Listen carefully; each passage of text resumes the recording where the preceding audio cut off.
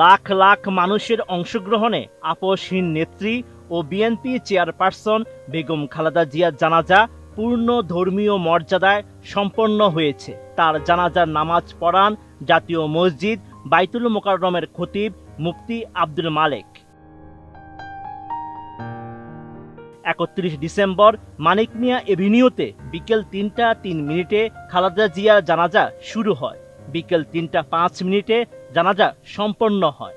এ সময় খালেদা জিয়ার জানাজায় রাষ্ট্রপতি মোহাম্মদ শাহাবুদ্দিন, প্রধান উপদেষ্টা ডক্টর মোহাম্মদ ইউনূস, প্রধান বিচারপতি জুবায়ের রহমান চৌধুরী, ৩ বাহিনীর প্রধানগণ, উপদেষ্টা পরিষদের সদস্যরা, বিভিন্ন দেশের প্রতিনিধি ও রাষ্ট্রদূতরা, বিএনপি ভারপ্রাপ্ত চেয়ারম্যান তারেক রহমান ও শীর্ষ নেতৃবৃন্দ এবং বিভিন্ন রাজনৈতিক দলের প্রতিনিধিরা উপস্থিত ছিলেন।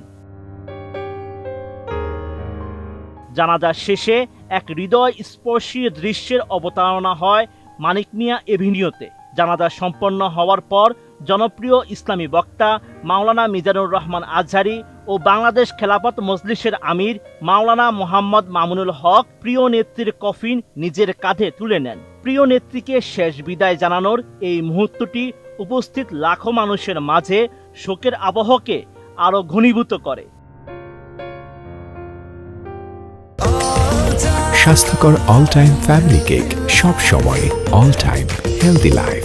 জানাজা শুরুর আগে প্রিয় নেত্রীর স্মৃতিচারণা করে বক্তব্য দেন বিএনপির স্থায়ী কমিটির সদস্য নজরুল ইসলাম খান।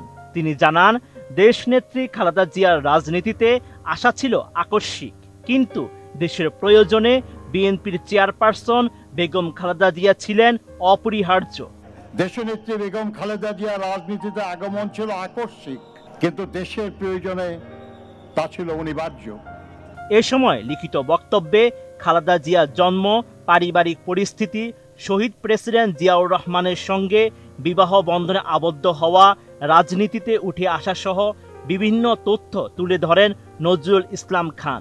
এরপর খালেদা জিয়ার ছেলে ও বিএনপির ভারপ্রাপ্ত চেয়ারম্যান তারেক রহমান মা খালেদা জিয়ার পক্ষে ক্ষমা চেয়ে নেন এবং মরহুমা যেন বেহেশতবাসী হন সেজন্য সবাইকে দোয়া করার অনুরোধ জানান।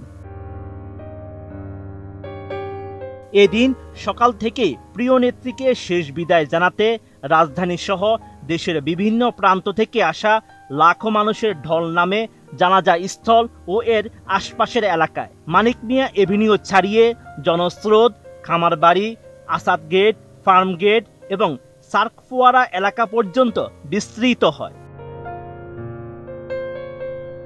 Sheikh Farid, ATN news.